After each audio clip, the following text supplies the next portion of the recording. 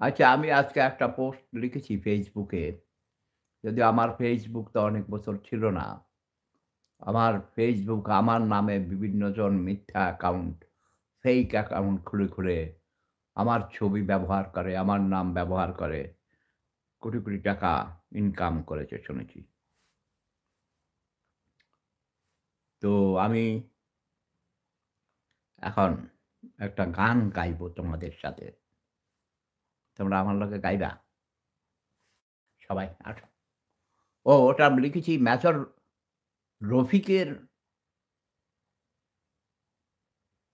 বিরুদ্ধে ঢাকায় বাংলাদেশে কোনো মামলা হয় নাই কেন? এটা জিজ্ঞেস করেছি ওই যে আমাদের আরেকজন উনার নামও রফিক। আওয়ামী লীগের নেতা যে ২০০৪ সালে মেজর রফিকুল ইসলাম বীরুত্তম এমপির গাড়ি ভেঙেছিল। দুর্নীতির বিরুদ্ধে তার প্রতিবাদ করেছিল।